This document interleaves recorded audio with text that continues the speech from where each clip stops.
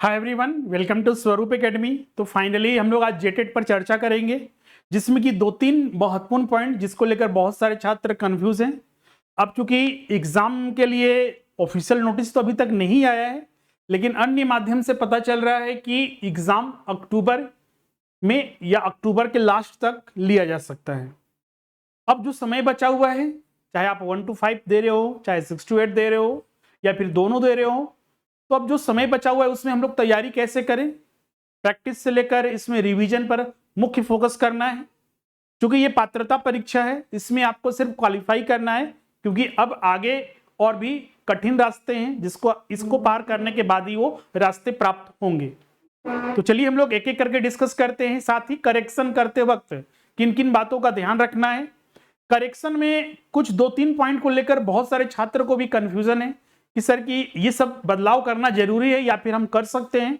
तो चलिए एक एक करके बात करते हैं। एक चीज और हम लोग डिस्कस करेंगे, क्योंकि ये पात्रता परीक्षा है तो इसमें मिनिमम पासिंग मार्क्स की बात जो उठती है कि कितना अंक लाना है। अगर मेरा ये कैटेगरी है, जनरल है, ईडब्ल्यूएस है, एसटी या ओबीसी है, या फिर महिला अभ्यर्थी हैं, तो चलिए एक एक करके हम लोग यहाँ पर डिस्कशन करते हैं। और एक सबसे इंपॉर्टेंट और महत्वपूर्ण अनाउंसमेंट, न्यू बैच जो है आपका प्रारंभ हो चुका है, जिसमें कि 2 क्लासेस हुए हैं, जिसमें कि आपका अभी आने वाले समय को देखते हुए जो है ये कोर्स चलाया जा रहा है। डिटेल में सिलेबस के अकॉर्डिंग सारा चीज पढ़ाया जाएगा, और इसमें अगर हम बात करें तो संपूर्ण तैयारी कराया जाएगा 1 to 5 और 6 to 8 के लिए। और इंडिपेंडेंस डे ऑफर में अब तक का सबसे बड़ा ऑफर हमारे संस्थान का, जिसमें कि 1 to 5 लेने पर मात्र जो है आपका 949 और 6 to 8 में लेने पर आपका 949 लग रहा है। आपका एडमिशन लेने के लिए स्क्रीन पर जो नंबर दिख रहा है इस पर कांटेक्ट कर लीजिए। डायरेक्ट हमारा एप्लीकेशन डाउनलोड करके भी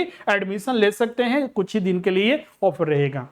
सबसे पहले अगर हम बात करें करेक्शन डेट को लेकर, जैसा कि आपको पता है कि करेक्शन फॉर्म भरने के लिए डेट तो बहुत पहले ही खत्म हो चुका है, लेकिन करेक्शन के जो डेट यहां पर दिए गए हैं, चांसेस जो स्टूडेंट को दिए गए हैं इस महीने दिए गए हैं, इस महीने के अंत में आप यहां पर देख सकते हैं कि जो करेक्शन इसका स्टार्ट होगा, अभ्यर्थी 20 अगस्त से 31 अगस्त के बीच में फॉर्म में जो संशोधन करना है, जो गलतियां हुई हैं उसमें आप सुधार कर सकते हैं, आप फॉर्म को एडिट कर सकते हैं। वही माध्यम है जो जेटेट का, जो जैक के द्वारा जो ऑफिशियल वेबसाइट बनाया गया है, वहीं पर जाकर रीलॉगिन करना है, वहीं पर आ जाएगा। एक और इसमें है कैंडिडेट जो वैलिडेशन करना है या फिर जो वेरिफिकेशन करना है, तो क्या सभी छात्र के लिए करना है? तो नहीं। इसको लेकर बहुत सारे छात्रों का प्रश्न है। बिल्कुल नहीं, सभी छात्र के लिए नहीं है, बल्कि उनके लिए है जो 2024 में फॉर्म भरे थे लेकिन इस बार फॉर्म नहीं भर पाए, ईमेल आईडी और रजिस्ट्रेशन नंबर नहीं होने की वजह से, तो उनके लिए वैलिडेशन प्रोग्राम है या प्रोसेस है। आपको उससे मतलब नहीं है। जो छात्र फॉर्म भर चुके हैं या फिर 2024 के थे 2026 में भी भर चुके हैं, ये सभी के लिए एडिट करने का डेट है। इसके लिए डिटेल में विज्ञापन के बारे में भी और भी आएगा नोटिस, तो हम आपको बताएंगे। अब इसमें आते हैं कि जो फॉर्म एडिट करना है, तो एडिट करते वक्त 2-3 पॉइंट पर हम लोग बात कर लेते हैं, उसके बाद मिनिमम पासिंग मार्क्स और तैयारी पर आएंगे। जैसे कि टीचर टाइप में जब आप फॉर्म भर रहे होंगे तो आप 1 to 5 सिलेक्ट कर रहे होंगे या फिर 6 to 8 सिलेक्ट कर रहे होंगे, तो टीचर टाइप एक आता है आपका, जहां पर सहायक आचार्य है, स्पेशल ट्रेंड सहायक आचार्य है, या बोथ है, फिर उर्दू सहायक आचार्य है, स्पेशल ट्रेंड उर्दू सहायक आचार्य, या फिर बोथ उर्दू सहायक आचार्य और स्पेशल ट्रेंड। सबसे पहले तो देखिए यहां पर 3 कॉलम बना हुआ है, ये 3 है और ये 3 है। ये उर्दू शिक्षक के लिए है, उर्दू शिक्षक जो बनेंगे उनके लिए है, मतलब कि जिनका ग्रेजुएशन या फिर इंटर में या फिर उर्दू शिक्षक के लिए आप हैं एलिजिबल, उनके लिए ये लागू होगा। अब बात करते हैं कि यहां पर 2 चीजें हैं, एक सहायक, सॉरी 3 चीजें हैं, एक सहायक आचार्य, एक है स्पेशल सहायक आचार्य और एक है बोथ। बोथ का मतलब कि जिनके पास दोनों क्वालिफिकेशन है। तो सबसे पहले तो ये जानना होगा सहायक आचार्य में कौन अप्लाई करेगा, तो जो जनरल डीएलएड या बीएड किया हुआ है वो अप्लाई करेंगे सहायक आचार्य में। जनरल का मतलब कि सामान्य, जैसे कि बीएड इस साल हो रहा है, आप बीएड में एडमिशन ले लिए, लेकिन कुछ छात्र अपना बीएड में एडमिशन लेते हैं स्पेशल एजुकेशन में, स्पेशल बीएड में, जैसे कि, या फिर स्पेशल डीएलएड में, जैसे कि दिव्यांग छात्रों को पढ़ाने के लिए स्पेशल बीएड या स्पेशल डीएलएड होता है, उनके लिए वो सिर्फ है। अगर आपके पास ऐसा डिग्री है या फिर बीएड या डीएलएड है तो ही उसमें आपको अप्लाई करना है या फिर बोथ में अप्लाई करना है। अदरवाइज आपको सिर्फ सहायक आचार्य में टिक करना है। जहां तक जानकारी है उसके अनुसार अगर हम बात करें तो अधिकतर छात्र जो हैं अपना सिंपल मतलब कि बीएड करते हैं या डीएलएड करते हैं, तो अधिकतर छात्र सहायक आचार्य में ही टिक करेंगे, स्पेशल वाले में नहीं। स्पेशल वाले तभी आपको टिक करना है जब आपके पास वो डिग्री, स्पेशल वहां पर देखिएगा बीएड में लिखा हुआ रहता है, डिग्री जो मिलता है आपका या मार्कशीट रहेगा, आपने जो कोर्स किया होगा उसमें लिखा रहता है बाकायदे। इसलिए इन चीजों को ध्यान में रखिएगा। अगर ये दोनों आपके पास है तो बोथ में टिक करना है, कोई एक है तो एक में टिक करना है। उर्दू वाले के लिए हमने बता दिया, तो उर्दू वाले जो हैं सिर्फ वही इसमें टिक करेंगे।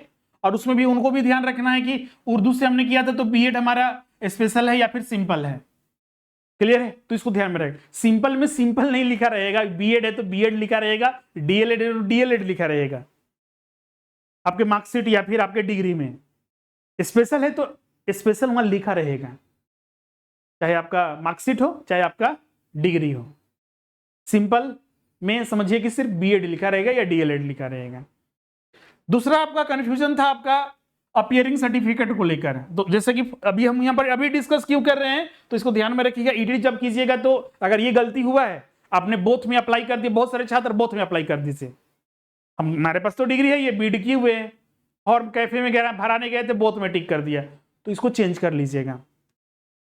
दूसरा आपका अपीयरिंग सर्टिफिकेट, बहुत सारे अपीयरिंग में फॉर्म भरे हैं क्योंकि सबको मौका दिया गया। 2027 में भी जिनका होगा बीएड डीएलएड, जिनका 2026 में होगा तो अप्लाई करने ही थे।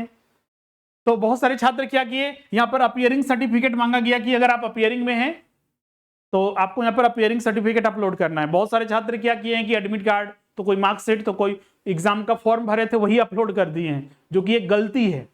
यहाँ पर वो चीज नहीं मांगा गया है, बल्कि आपसे मांगा गया है कि आपको अपने कॉलेज जहां से आप बीएड या डीएलएड कर रहे हैं वहां से आप एक जो फॉर्मेट मतलब एक पेज में आपको लिखवा कर अपना नाम वगैरह, सेशन वगैरह और कॉलेज से साइन वगैरह करवा कर father name, mother name, roll number, subject वगैरह सब आपको वहां पर आपको स्कैन करके अपलोड करना था, जो कि अभी भी आप बना सकते हैं। आप बोलेंगे बहुत सारे छात्र नहीं बनाए हैं, तो नहीं बनाए हैं तो अभी जाकर बनवा लीजिए और इसको एडिट करते वक्त यहाँ पर एडिट करके अपलोड कर दीजिएगा।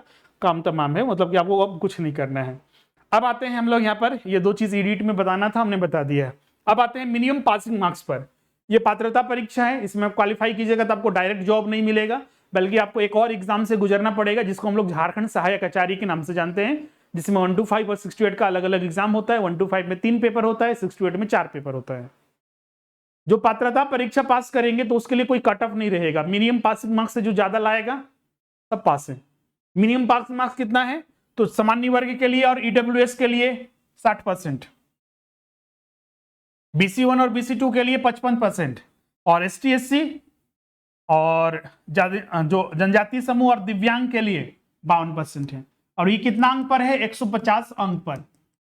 150 अंक में 60%, ओबीसी के लिए 55% और ST SC, दिव्यांग और आदिम जनजाति जो लिए जनजाति समूह के लिए 52% है 150 अंक में। और देखा जाए तो बहुत बड़ा ये अंक, मतलब कि यहां पर खेला नहीं हो रहा है। बहुत सारे छात्र रेगुलर कंटिन्यूटी बनाकर पैसेंस रखते हुए अगर हार्ड वर्क करते हैं, अच्छे अंक प्राप्त कर सकते हैं और इस एग्जाम को पास कर सकते हैं और अपने जो मुख्य परीक्षा है 125 या 68 जो भी है या फिर दोनों है उसके लिए तैयारी पर अपना लग सकते हैं। अभी जो समय बचा हुआ है अब बात करते हैं उसी पर कि इतना अंक लाना क्यों आखिर बड़ी बात नहीं है। क्योंकि देखिएगा तो इसमें आपका चाहे वो आपको 1 to 5 है, 1 to 5 में देखिएगा तो 150 अंक में लाना है, तो अलग अलग सेक्शन बटा हुआ है। लैंग्वेज है आपका, CDP है, फिर EVS है और आपका मैथमेटिक्स है। और वो भी आपका इसमें बहुत ज्यादा स्पेशलाइजेशन नहीं है, सबका सिलेबस क्लियर है। आयोग ने तो सबका सिलेबस डिटेल में जारी कर दिया है, उसी को प्रैक्टिस करना है, रिवीजन करना है। सिलेबस से बाहर आपको सोचना नहीं है और ये भी नहीं सोचना है कि सीटेट वाले पढ़ लेंगे तो हम यहाँ पर पास कर जाएंगे, जेटेट तो आसान है। ऐसी गलती नहीं कीजिएगा, अदरवाइज जो आपको ये गाइड कर रहा है वो भी आपको बर्बाद करेगा और आप खुद अपना लाइफ को मतलब कि एक तरह से जेटेट से या फिर टीचर बनने से हटा रहे हैं खुद से। ये समय चला जाएगा लेकिन दोबारा मौका नहीं मिलेगा। पास फेल करना ये बोल सकते हैं कि ये चलता रहता है, लेकिन मौका हर बार नहीं मिलता है, वो भी झारखंड जैसे राज्य में। पूरे भारत का झारखंड एक ऐसा राज्य है जो आप आंदोलन के माध्यम से समझ गए होंगे। मौका ये 10 साल बाद एग्जाम हो रहा है और 26 साल में मात्र 3 बार एग्जाम, मतलब कि इसको मिलाकर 3 बार एग्जाम होगा। अभी तक 2 बार एग्जाम हुआ है 24 साल में, ये तीसरा बार होने वाला है। अब चौथा बार कब होगा एग्जाम, उसका कोई अता पता नहीं है। तो पैसा जाएगा, समय जाएगा, चलिए उसको मैनेज किया जा सकता है, लेकिन एग्जाम कब होगा अगला बार वो पता नहीं है। तो इसलिए मिस गाइड नहीं हुई है। जो सिलेबस है बस ये आपको खुद भी सोचना है, क्या हम सिलेबस का पालन कर रहे हैं, क्या हम सिलेबस के अनुसार तैयारी कर रहे हैं, प्रैक्टिस कर रहे हैं, रिवीजन कर रहे हैं, क्योंकि यही आपको सफलता दिलाएगा। और भी सब कुछ बात में महत्वपूर्ण नहीं रहता है, चाहे आप सेल्फ स्टडी कर रहे हो या फिर हमारे साथ जुड़कर या फिर कहीं और तैयारी कर रहे हो, रिजल्ट आपका इसी पर बनेगा। इसी के अकॉर्डिंग आपको हमेशा चलना है एग्जाम तक। आपको 6 to 8 में भी वही चीज है आपका, जैसे एसएसटी के लिए, एसएसटी में वही सीडीपी है, भाषा है, भाषा 2 है, सबका अपना सिलेबस है। उसी तरह कंप्यूटर है, फिर आपका बाकी के 50 प्रश्न यहां से पूछा जाएगा। इसमें भी आपको जो एनसीईआरटी या फिर जेसीईआरटी है उसका पालन करना है, सेल्फ स्टडी करना है। वो भी हमारे संस्थान में उसी के माध्यम से तैयारी कराया जा रहा है। अभी जो कल परसों नया बैच स्टार्ट हुआ है उसमें दो क्लासेस डेली हो रहे हैं, क्योंकि अब मान लीजिए 2.5 महीने समय बचा हुआ है, तो 1 to 5 हो चाहे 6 to 8 हो, 2 क्लासेस डेली के आधार पर, जैसे सीडीपी वगैरह का क्लास हो गया, भाषा का क्लास हो गया, एसएसटी हो गया, मैथ साइंस हो गया, उधर आपका 1 to 5 में मैथ साइंस हो गया, आपका मैथ और ईवीएस हो गया, इसके अलावा आपका सीडीपी हो गया, अलग अलग बैचेस चल रहे हैं, तो आपको वो बेनिफिट करेगा। इसके अलावा इसमें एक और बेनिफिट रहेगा कि हम लोग क्या कर रहे हैं कि पहले वाले जो क्लासेस कंप्लीट हो चुका है उसका भी एसेस दे रहे हैं छात्रों को कि अपना रिविजन करते रहिए। तो तैयारी में आपका जो भी आपका सिलेबस है, लैंग्वेज के लिए कोई अलग सिलेबस नहीं है। मैथ साइंस में आपको सिर्फ मैथ साइंस यहाँ पर है, बाकी सीडीपी भाषा 1 है, भाषा 2 है, जो आप भाषा सेलेक्ट किए हैं उसी का आपको तैयारी करना है। भाषा शिक्षक वाले के लिए अलग से तैयारी नहीं करना है, बल्कि आपका इसी के अकॉर्डिंग आपको चलना है। क्लियर है?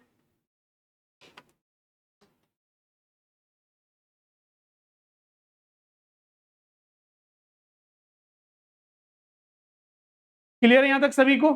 और इसमें ध्यान रखिएगा कि जो भी आपका सिलेबस है उसके अकॉर्डिंग आपको रिवीजन करते रहना है।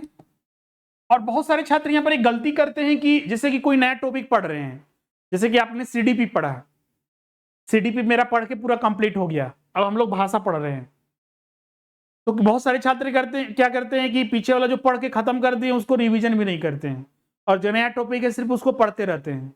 फिर भाषा 1 पढ़े, भाषा 2 पढ़े, मैथ साइंस से तो मैथ साइंस पढ़ना स्टार्ट कर दिए। तो ऐसा नहीं करना है कि पूरे सब्जेक्ट को एक बार खत्म कर लेना है, फिर हम फिर से रिवीजन करेंगे, फिर शुरू से स्टार्ट करेंगे सब कंप्लीट करने के बाद। जैसे कि आपका सीडीपी कंप्लीट हुआ, तो भाषा 1 अगर आप स्टार्ट करते हैं तो जो कंप्लीट हो चुका है उसको भी 1 घंटा या आधा घंटा जो भी समय आपके पास है उसके अनुसार देते रहिए। 15 मिनट ही क्यों नहीं दीजिए, लेकिन डेली दीजिए। उसी तरह भाषा 2 स्टार्ट कीजिएगा तो बाकी के भी रिवीजन करते रहिए। उसी तरह कंप्यूटर और मैथ साइंस भी स्टार्ट करते हैं, या फिर जिनका एसएसटी है एसएसटी स्टार्ट करते हैं, जिनका A1 to 5 है मैथ या ईवीएस स्टार्ट करते हैं, तो पहले वाले टॉपिक को भी 15 मिनट दीजिए, 10 मिनट दीजिए, या आधा घंटा दीजिए, या 1 घंटा दीजिए, उसको भी रिवीजन करते रहना है। प्रश्न का कोई बोल सकते हैं कि उसका संख्या नहीं होता है, जहां से जो भी प्रश्न सिलेबस के अकॉर्डिंग आपका मिले सब सॉल्व करते रहिए, रिजल्ट 100% होगा। तो चलिए आज का हम लोग सेशन यहीं पर एंड करते हैं, मिलते हैं नेक्स्ट सेशन में। अभी जो है अगर मान लीजिए 2.5 महीने समय है, 30 दिन, अगर आप डेली अगर 2 सब्जेक्ट भी अगर एक साथ पढ़ते हैं, या 3 सब्जेक्ट भी, या सिंगल सब्जेक्ट भी, तो बहुत बड़ी बात नहीं होगी इतना दिन में कंप्लीट करने के लिए, क्योंकि ऐसा नहीं है कि आपके लिए बिल्कुल नया सब्जेक्ट, सब पहले से पढ़े हुए हैं। रिवीजन और प्रैक्टिस पर मेन फोकस करना है। तो चलिए आज का हम लोग ये पर सेशन एंड करते हैं, मिलते हैं अब नेक्स्ट सेशन में और भी नए टॉपिक और एमसीक्यू से लेकर। हम लोग क्या कर रहे हैं कि आज से आप लोग का एक नया सीरीज स्टार्ट कर रहे हैं, जो कि एमसीक्यूज लाइव सेशन होगा, जिसमें 1 to 5 और 6 to 8 के लिए अलग अलग बैचेस चलेंगे, जिसमें कि हम लोग सिर्फ प्रश्न डिस्कस करेंगे। और पहले जितने भी आपका जेटेट का एग्जाम हुए हैं, या फिर इस सिलेबस पर अदर स्टेट में भी जो एग्जाम होते हैं, इस सिलेबस का ध्यान रखिए पालन करते हुए, और इस पर नए प्रश्न कैसे आ सकते हैं उनको भी डिस्कस करेंगे। शाम में ये सेशन चलेगा 1 to 5 और 6 to 8 मैथ साइंस के लिए भी और एसएसटी के लिए भी।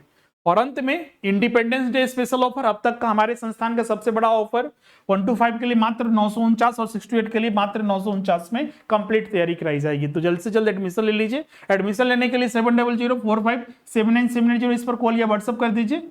आप व्हाट्सएप पर अपना नाम लेकर भेज दीजिए, और जो कोर्स को ज्वाइन करना है वो भेज दीजिएगा। पेमेंट और रजिस्ट्रेशन के बाद तुरंत क्लास आपका स्टार्ट हो जाएगा।